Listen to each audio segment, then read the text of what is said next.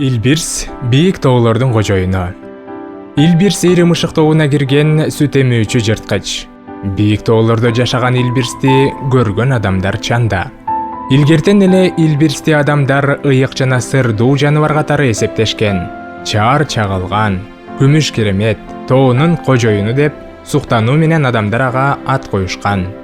Илбирс символ катары кеңири тараган. Бишкек шаарынын гербинде илбирс тартылган. Анын келбети көптөгөн өлкөлөрдүн мамлекеттик белгилерине монета, герб, почта маркаларына түшүрүлгөн. Илбирстин көптөгөн аталыштары бар. Кыргыздар илбирс деп аташса, монголдор ирвес, өзбектер аладжы барс дешет.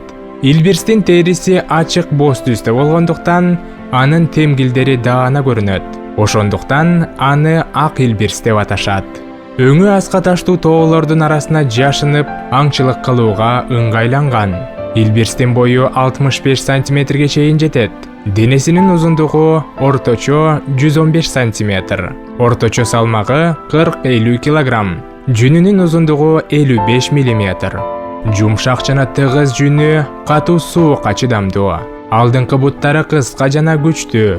Ал эми арткы буттары узун. Алар тез чуркоого жана бийик секирүүгө мүмкүнчүлүк берет.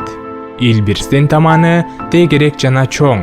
Ошон үчүн буттары карга батып кетпей жеңил басат. Узун жана курч тырмактары ийилип турат.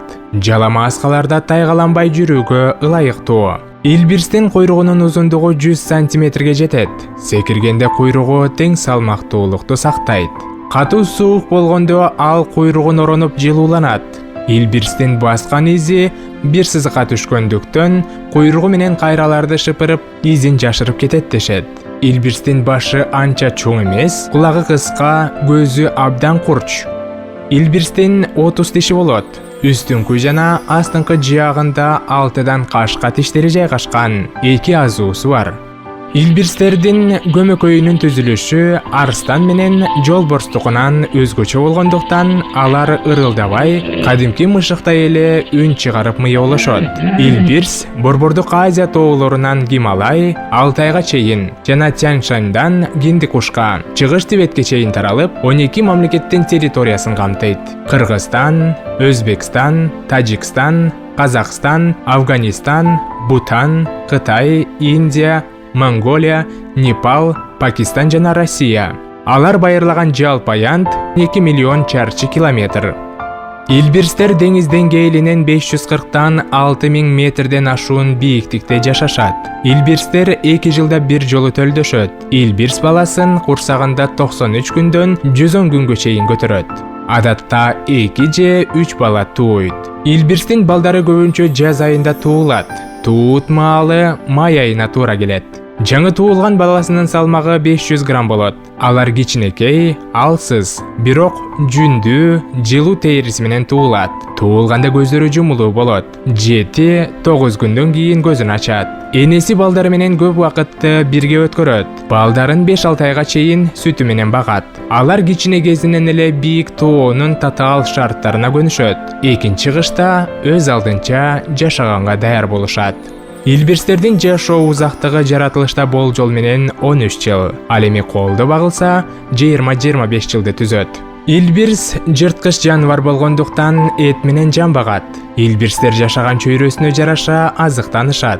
Көбүнчө тоо эчки текелери, аркар кулжалар, эликтер, камандар, суур, коён, кекилик, улар сыяктуу майда жандыктар менен канаттууларда илбирстердин олжосу болушат.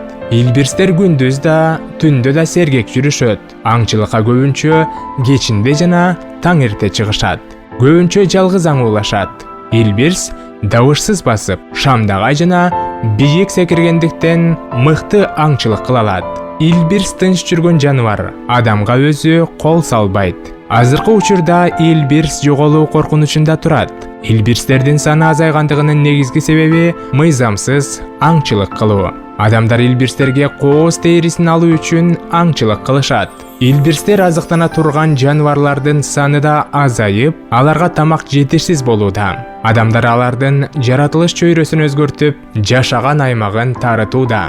2000 жылдан тартып жоголуу коркунучунда турган жаныбар катары Кызыл китепке кирген. 23 октябрь эл аралык Илбирс күнү.